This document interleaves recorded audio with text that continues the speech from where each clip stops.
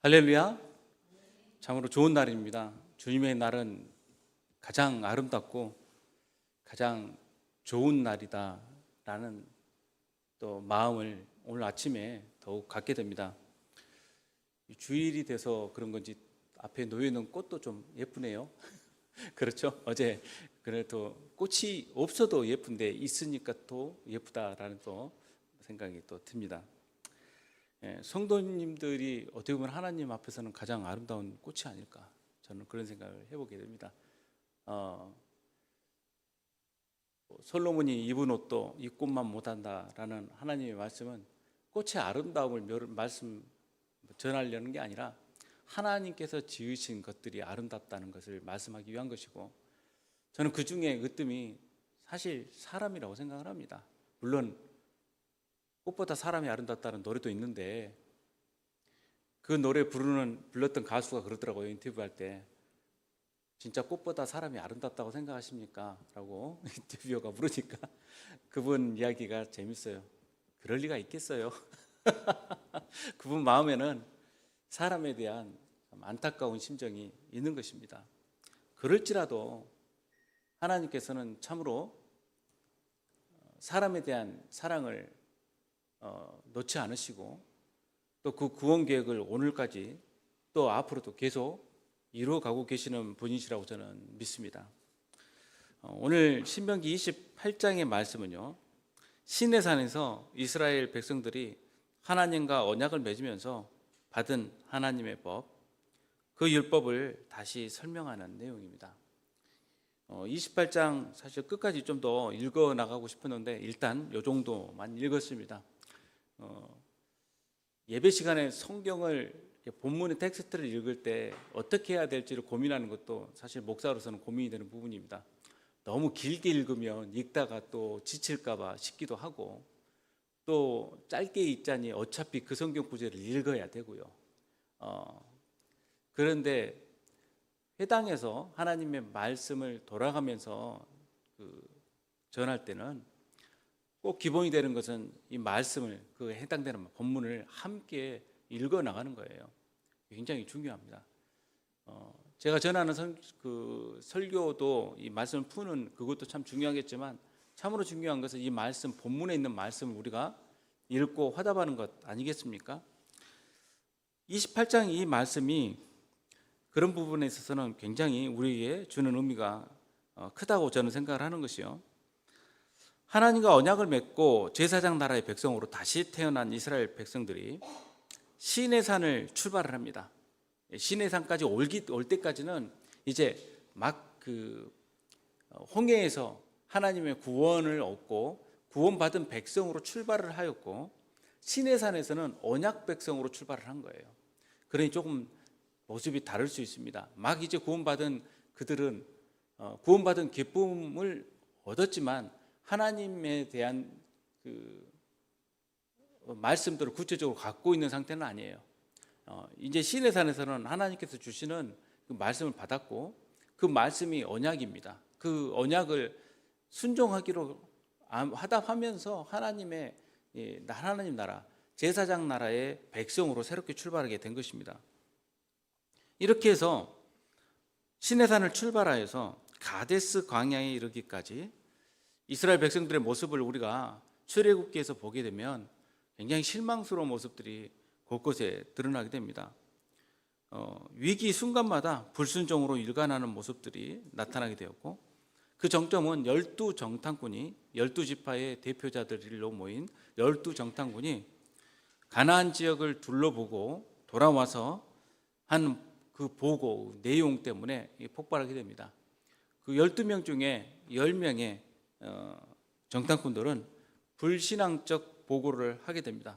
그 땅을 우리가 차지할 수 없다라고 결론을 내렸고요, 이제 가나안 땅에 갈 수 없다라고 그들 스스로 결론을 내립니다. 그 결과 40년의 광야 생활을 이른바 속된 표현으로 뺑뺑이를 광야에서 돌면서 1세대 출애굽 이집트에서 나온 그 1세대들이 다 전멸하기까지 광야 생활을 하게 됩니다. 그리고 1세대가 다 사라진 다음에 광야에서 태어난 그 2세대가 모압 평지에 집결하여서 가나안 입성을 눈앞에 둔 시점에 하나님께서 모세를 통해서 이 출애굽 2세대, 즉 시내산에서 언약을 받을 때 그 자리에 없었던, 하나님 말씀을 배우지 못했던 그 출애굽 2세대에게 새롭게 시내산 언약을 알려주시는 내용 중에 한 부분이 바로 오늘 본문이고 신명기라 할 수 있겠습니다. 신명기에서 핵심적인 시내산 언약은 6장에 나오는 쉐마의 말씀입니다. 우리가 항상 우리 교회 오면 보게 되는 이 성경 구절 6장 4절로부터 쭉 이어지는 본문이 이 시내산 언약에서 가장 크고 중요한 본문이라고 할 수 있겠습니다.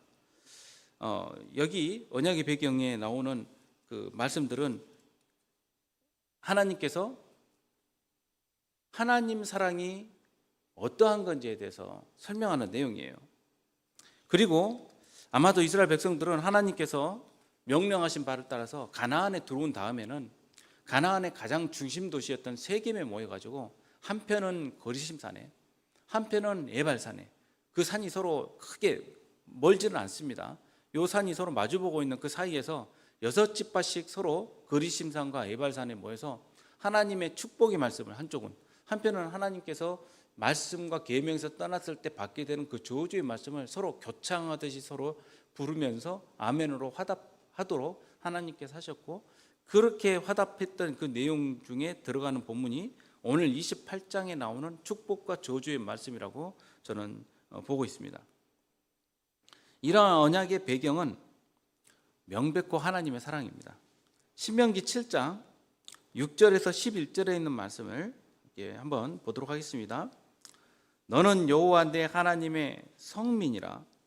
내 하나님 여호와께서 지상 만민 중에서 너를 자기 기업의 백성으로 택하셨나니, 여호와께서 너희를 기뻐하시고 너희를 택하심은 너희가 다른 민족보다 수요가 많기 때문이 아니니라. 너희는 오히려 모든 민족 중에 가장 적으니라.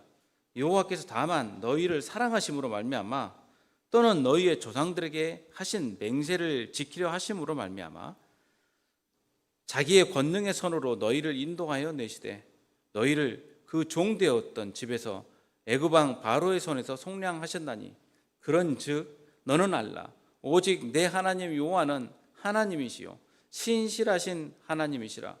그를 사랑하고 그의 계명을 지키는 자에게는 천대까지 그의 언약을 이행하시며 인애를 베푸시되, 그를 미워하는 자에게는 당장에 보응하여 멸하시나니, 여호와는 자기를 미워하는 자에게 지체하지 아니하시고 당장에 그에게 보응하시느니라.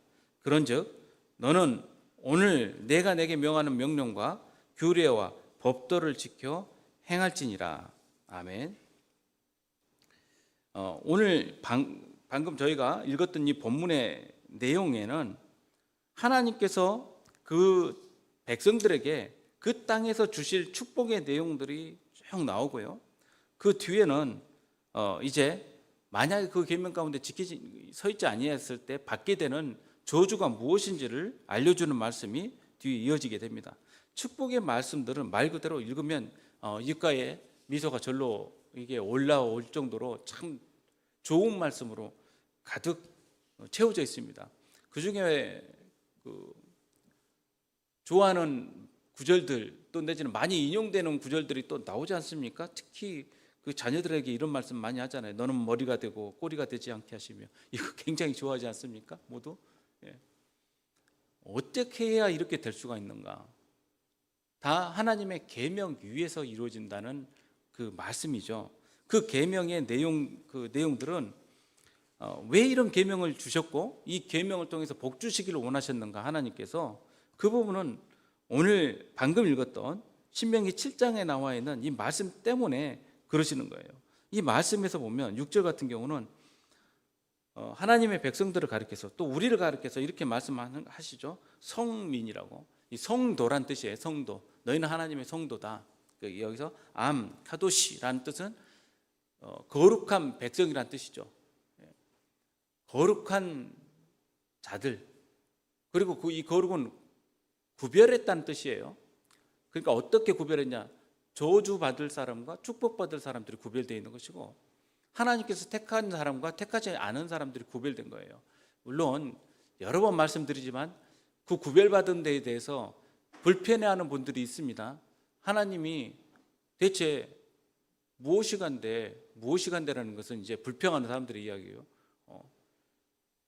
저주받을 사람, 지옥 갈 사람을 따로 결정을 할 수가 있느냐는 거예요. 그건 너무 불공평하지 않냐, 이렇게 말하는 것을 우리가 많이 듣게 되는데요.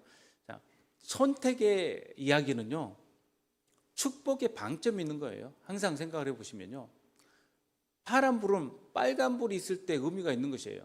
그렇죠? 빨간 불이 없으면 파란 불이란 것은 아무 의미가 없습니다. 축복은 뭐예요? 저주가 있기 때문에 축복이란 게 존재하는 것이에요. 그렇지 않겠습니까? 즉 하나님을 믿는 선택받은 사람이 어디에서 의미를 갖습니까? 선택받지 않는 부류가 있기 때문이에요. 그럼 선택받지 않는 부류는 어떤 사람들이냐? 그들 스스로가 하나님을 믿지 않기로 작정한 사람들이죠. 하나님을 인정하지 않기로 작정한 사람들이죠. 준다고 해도 받지도 못할 뿐더러 받을 수 없는 여건에 있는 사람들인데, 우리가 그 사람들이 어떤 사람일지에 대해서는 알 수 없다는 데 비밀이 있는 거예요. 그러니까 그때 그 순간까지도 사실은 명확하게 알지 못할 수도 있어요. 자, 이것은 선택받았을까 내가에 대한 불안감을 드리려는 말씀이 아니에요. 그 뭐냐면 누구에게도 기회가 있을 수 있다는 부분을 이야기 드리는 거예요. 마치 십자가 옆에 있었던 강도처럼 그 순간에 주님, 저도 천국 가고 싶습니다, 이 말 한마디에 그래 네가 천국에 갈 것이다, 이런 대박이 터질 수도 있는 것이고, 사람들 보기에는요. 그러나 한편에서는 내가 이렇게 하나님 믿고 있는데 내가 진실로 하나님께 택함 받은 사람인가를 어떻게 보면은 궁금해하면서 더 열심으로 하나님 말씀에 매달릴 수 있는 그런 부류가 또 있을 수 있는 것 아니겠습니까? 여기에서 내 하나님 여호와께서 지상 만민 중에 너를 자기 기업 백성으로 택하셨다고 말하는 그 기업이라는 원어를 보면요, 특별한 보물이라는 뜻이 있어요. 그러니까 우리한테 있는 것들 다 필요한 것들이 있는데 그 중에서도 절대 나한테 없어서는 안 되는 보물 있잖아요. 여러분들은 무엇입니까? 그 보물이요. 이것은 절대 내가 지켜야 될 보물이라 생각하는 건 무엇입니까? 한번 생각을 해보십시오. 그 보물은 과연 무엇인가? 하나님께 있어서 그 보물은 하나님의 택한 백성이에요.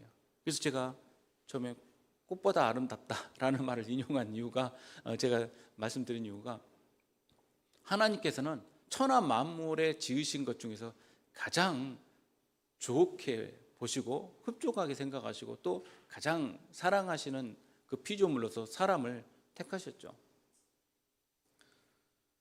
택했다는 뜻은 시험에서 뽑다라는 뜻입니다. 그런데 이 기준이 7절에 나오는데 특별히 이스라엘 백성이 하나님 보시기에 사랑스러워서 뽑았다는 게 아니에요. 여기 보면 다른 민족보다도 적고 또 힘이 없고 약하다라는 그런 말씀이 나오는데, 가장 볼품이 없는 민족이기 때문에 오히려 뽑으셨다는 그런 그 말씀의 뉘앙스가 이 안에 바탕에 있는 거예요. 그러니까 하나님께 뽑힌 사람은 자기의 능력이 출중해서 자기가 그럴 만한 그런 기준을 도달했기 때문에 하나님께서 선택하신 것이 아니라 전적으로 하나님의 사랑 가운데 하나님이 은혜로서 택하신 거죠.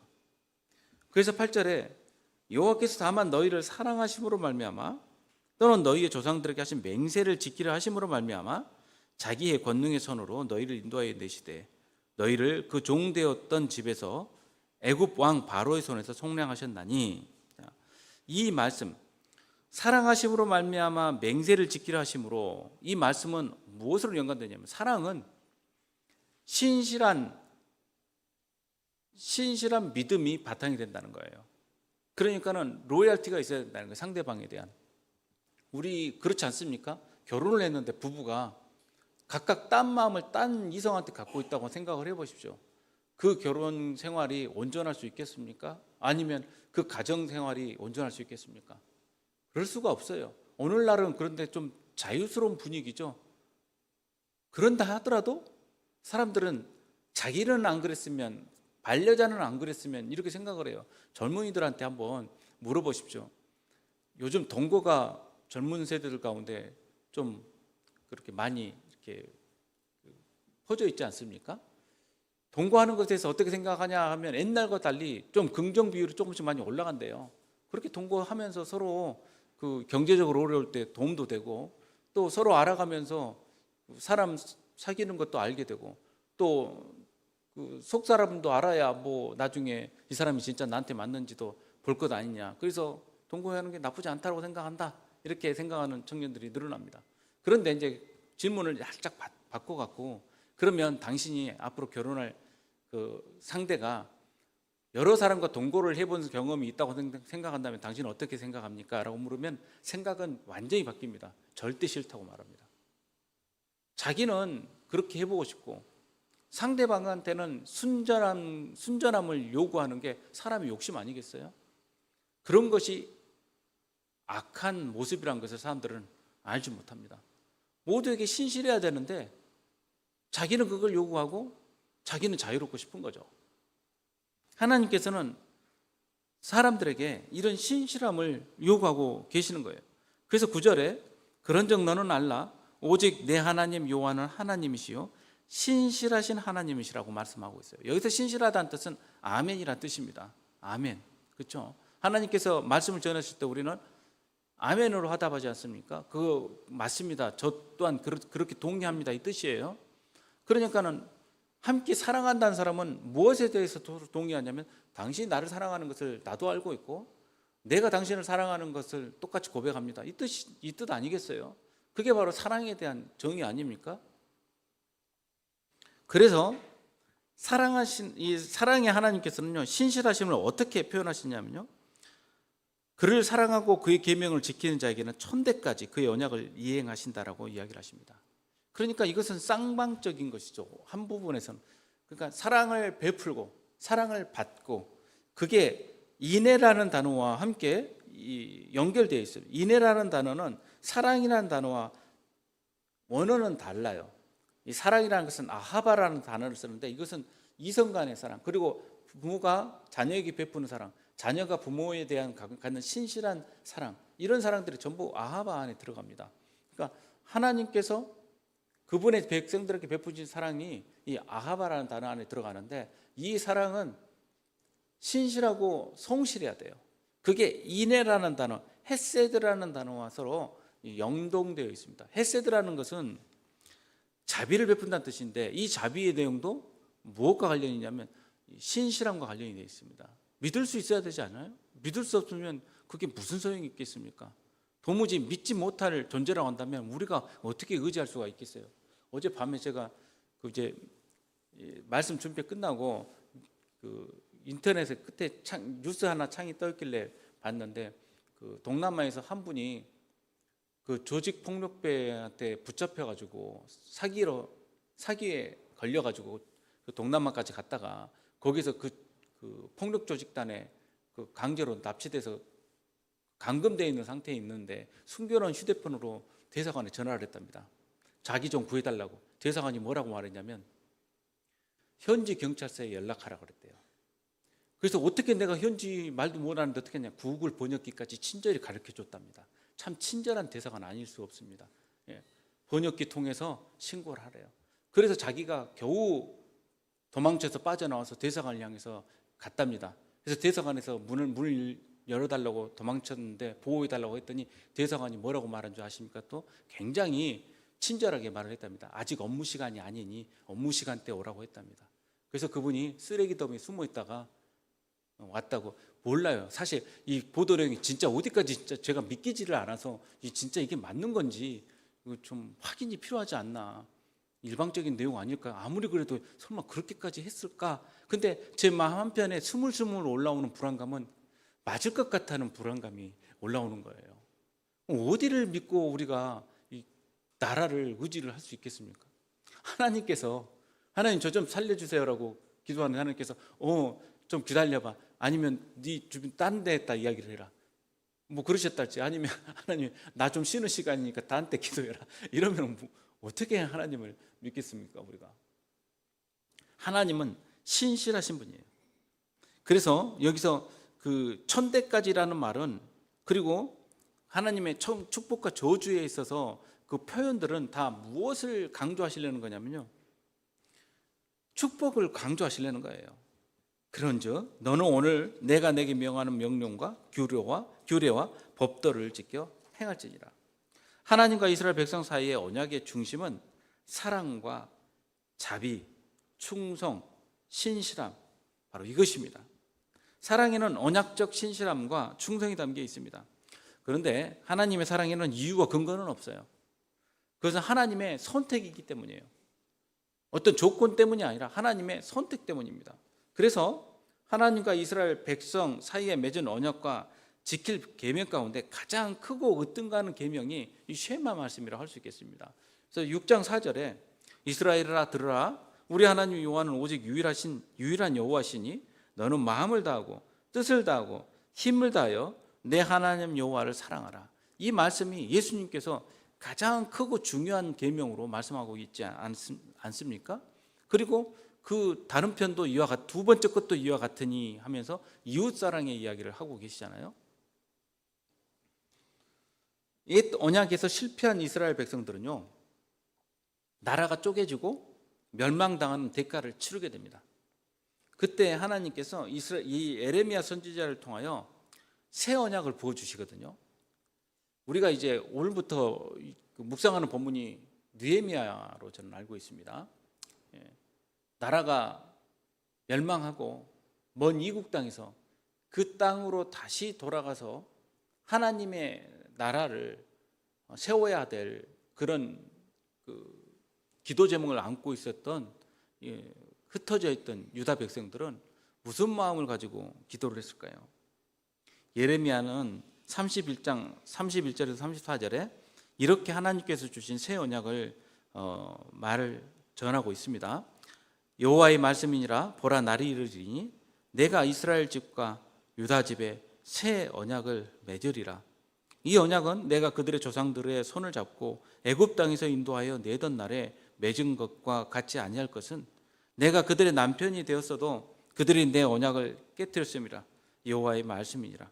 그러나 그날 후에 내가 이스라엘 집과 맺을 언약은 이러하니 곧 내가 나의 법을 그들의 속에 두며 그들의 마음에 기록하여 나는 그들의 하나님이 되고 그들은 내 백성이 될 것이라. 여호와의 말씀이니라.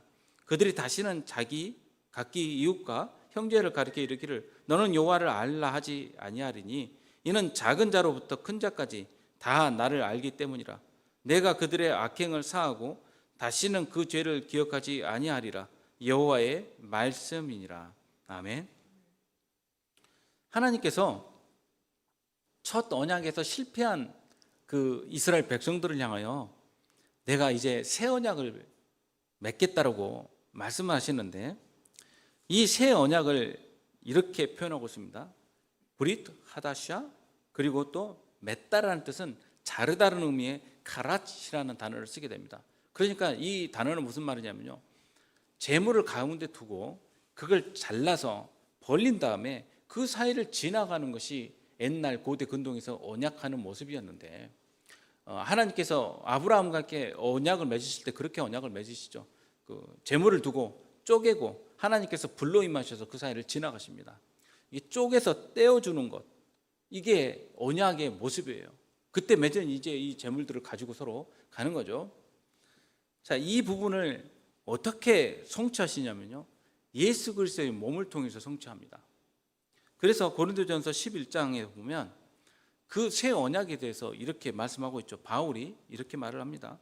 내가 너에게 전한 것은 주께 받은 것이니 곧 주 예수께서 잡히시던 밤에 떡을 가시사 축사하시고 떼어 이르시되 이것은 너희를 위하는 내 몸이니 이것을 행하여 나를 기념하라시고, 식후에 또한 그와 같이 잔을 가지시고 이르시되 이 잔은 내 피로 세운 새 언약이니 이것을 행하여 마실 때마다 나를 기념하라 하셨으니 너희가 이 떡을 먹으며 이 잔을 마실 때마다 주의 죽으심을 그가 오실 때까지 전하는 것이니라.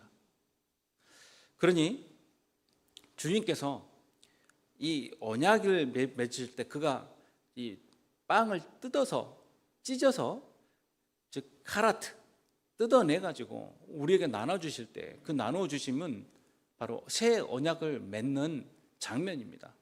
그리고 그 잔을 마시는 것 또한 그 희생과 그 언약에 참여하는 일이에요. 그것을 주님께서 오실 때까지 기념하라라고 했는데, 이 기념하라는 뜻은 아남네시스, 회상하는 거예요. 끝없이 돌이켜서 그 내 마음 가운데 이것을 현재적 사건으로 가져가는 거예요. 그게 이 기념하라는 뜻이에요. 이 기념이라는 것은 그냥 의식을 행하는 세레모니를 하라는 뜻이 아니에요. 이 일을 통해서 그리스도의 새 언약의 사건이 항상 내 안에서 새로워질 수 있도록 그렇게 하라는 뜻입니다. 그래서 이 성찬에 대해서 엄중하게 명령하시는 바는 뭐냐면, 그러므로 누구든지 주의 떡이나 잔을 합당하지 않게 먹고 마시는 자는 주의 몸과 피에 대하여 죄를 짓는 것이니라. 합당하지 않게라는 뜻은 이것을 무가치하게 대한다는 뜻이에요. 그러니까는 그냥 전병은 전병 맛이 어떨까?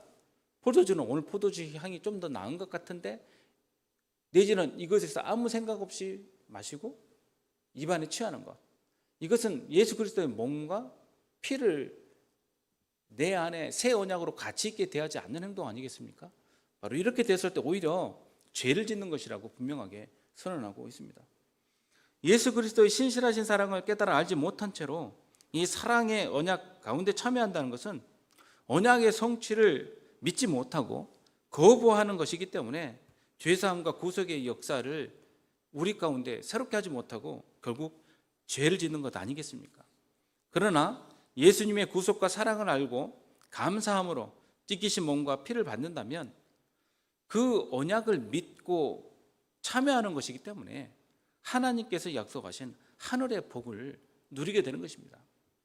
따라서 성찬식을 뭐라고 표현하냐면요, 하늘 잔치상이며 축복의 식탁이라고 이야기를 하는 것입니다. 그런데 의문이 있습니다.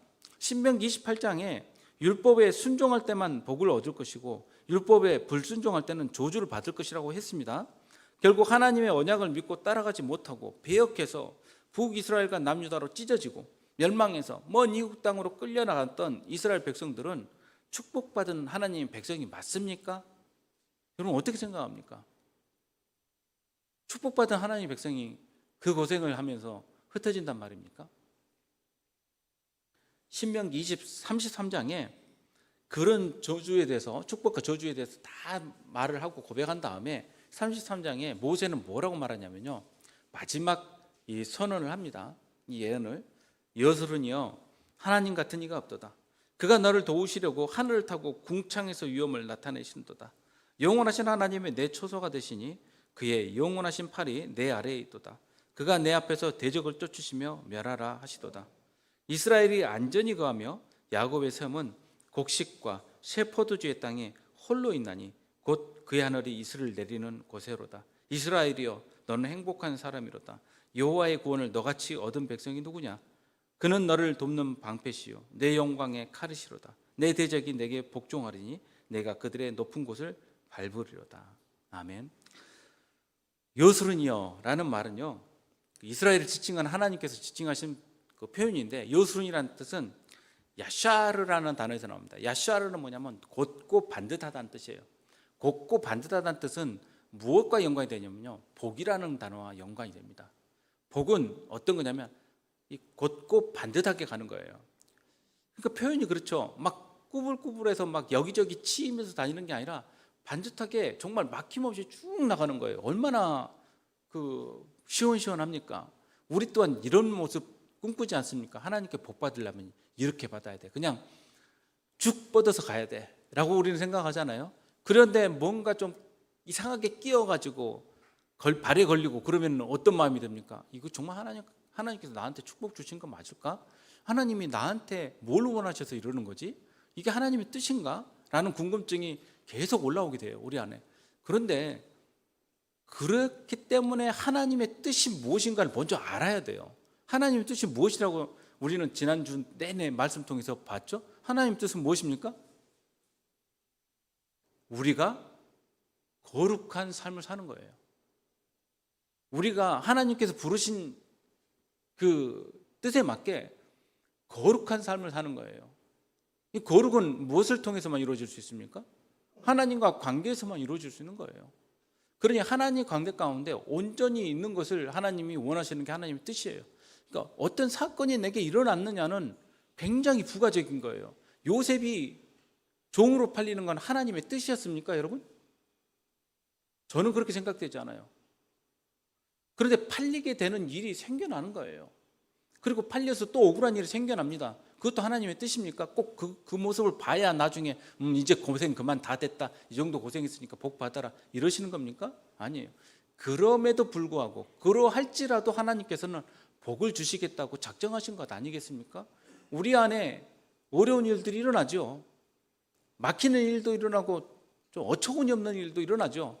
그러나 그것은 하나님의 뜻이냐고 그 일부분을 가지고 물으시는 것 자체가 어떻게 보면 좀 답답한, 하나님께서 좀 답답함을 느끼실 거예요. 그걸 묻지 말고 내 본래의 뜻을 물으라고 하실 거예요. 하나님 뜻은요, 우리가 복 받기를 원하시는 거예요. 반듯하게 나가기를 원하시는 거예요. 반듯하다는 뜻은 무슨 뜻이냐? 길이 다 열렸다는 뜻을 우리는 받아들이지만 그게 아니라 하나님의 뜻을 온전히 알아서 그 길에서 벗어나지 않고 어떠하든 간에 흔들리지 않고 가는 거예요. 마치 폭풍 가운데 주님께서 걸어오라 라는 말씀을 듣고 베드로가 폭풍에도 불구하고 걸어가는 모습과 똑같아요. 폭풍이 있으므로 그 무리를 걷는 것이 더 큰 이적이 되지 않습니까? 그런데 눈을 들어서 풍랑을 보니 빠져들어가지 않아요. 우리의 시선이 하나님께로 이렇게 온전히 향하는 것을 하나님께서는 원하시고, 그렇게 되므로 어떤 상황에서든지 흔들리지 않고 하나님의 복 가운데 걸어가는 것을 원하신다는 거예요. 그게 우리에게 주신 약속이에요. 그렇게 함으로 하나님께서는 어떻게 너를 안고 그 길에서 걷게 하셨는지를 깨달아 알게 하신다는 것입니다. 그래서 시편 1편에 보면요, 복 있는 사람에 대해서 이렇게 이야기를 합니다. 시편 말씀 중에 가장 저는 아름다운 말씀이라고 생각이 돼요. 6절까지밖에 없어요. 1편은요. 근데 그 내용이 이렇습니다. 복 있는 사람은 악인들의 꾀를 따르지 아니하며 죄인들의 길에 서지 아니하며 오만한 자들의 자리에 앉지 않고 오직 여호와의 율법을 즐거워하며 그의 율법을 주야로 묵상하는도다. 그는 시냇가에 심은 나무가 철을 따라 열매를 맺으며 그 잎사귀가 마르지 아니한 같으니 그가 하는 모든 일이 다 형통하리로다. 악인들은 그렇지 아니하며 오직 바람에 나는 겨와 같도다. 그러므로 악인들은 심판을 견디지 못하며 죄인들이 의인들의 모임에 들지 못하리로다. 무릇 의인들의 길은 여호와께서 인정하시나 악인들의 길은 망하리로다. 아멘. 하나님께서 주시겠다는 복이 바로 이런 복입니다. 여기서 말하는 복, 이 아샤르라는 이 단어가 아쉐르, 반듯하라는 뜻이고 여수론을 말하는 그 단어예요. 그러니까 복 있다는 것은 치우치지 아니하고 하나님의 길 위에 서 있는 사람이에요. 악인들은 그렇지 않아요. 악인들은 꾀를 냅니다. 그 꾀는 뭐냐면 자신들의 길을 만든다는 뜻입니다. 계획을 세운다는 뜻이에요. 그래서 자신들의 그 길과 계획대로 갑니다. 그래서 죄인이 되는데 이 죄인은 빗나갔다는 뜻이에요. 하나님의 길에서 빗나갔다는 뜻이 바로 이 하타라는 단어예요. 그러니까는 하나님의 저주 가운데 있는 사람은 그 삶이 아무리 우리 보기에는 형통해 보일지라도 그는 하나님의 길에서 벗어나 있는 상태고 결국 망하게 되는 상태가 되는 것 아니겠습니까?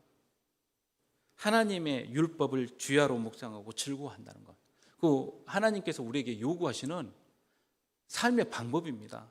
어떻게 하루하루를 버티고 우리는 이겨낼 수 있습니까? 매일 하나님의 말씀과 더불어 시작하고 하나님의 말씀으로 더불어 기도하고 하나님께 응답받음으로 그날 하루가 시작되는 거예요. 그리고 우리는 승리하게 되는 것입니다. 어떻게 우리를 충족시킵니까? 마지막 그 저녁에 하나님께서 오늘 주신 감사의 제목을 헤아려 봄으로써 우리는 그 길에서 떠나지 않는 것이에요.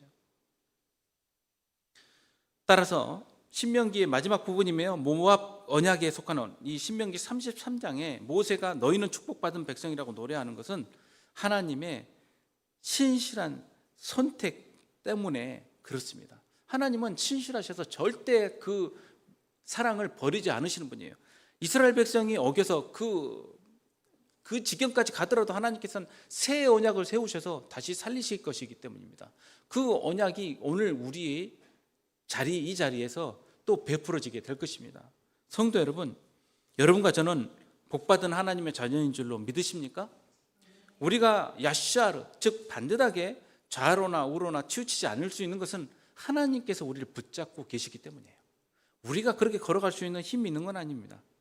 그 믿음, 하나님께서 나를 붙잡고 계신다는 믿음 가운데 반듯하게 나아갈 수 있다면 하나님께서 이루어 주심 또한 믿을 수 있을 것입니다. 하늘의 복은요, 나가도 복을 받고 들어와도 복을 받는 하나님의 영원하신 복입니다. 믿을 수 없는 사람들과는 다른 하나님 나라의 신실하신 성취인 것입니다. 오늘 이 예배의 자리에서 새 언약의 성찬에 함께 참여함으로 신실하신 하나님의 사랑과 축복을 기억하고 아멘으로 화답하는 우리 성도님들 되시기를 주님의 이름으로 축복합니다. 다 같이 기도하겠습니다. 아버지 하나님, 저희들의 마음은 초기와 같습니다. 갈대와 같습니다. 어느 날은 불안하고 어느 날은 기쁩니다. 하지만 하나님은 신실하셔서 조금도 변함이 없으시고 그 눈동자를 우리로부터 떼지 않으신 분인 줄 저희는 믿습니다. 아버지 하나님, 그 신실한 사랑에 화답하면서 우리들 이 자리에 섰습니다. 저희들이 빗나가지 않도록 주님 저희들을 붙들어 주시고 우리들이 하나님의 사랑 안에서 여건과 상황과 상관없이 그런 것에 흔들리지 아니하고 하나님께서 신실하게 베푸신 사랑을 우리가 받고 누릴 수 있는 저희들 되게 하여 주시옵소서. 감사드리며 예수님의 이름으로 기도하옵나이다.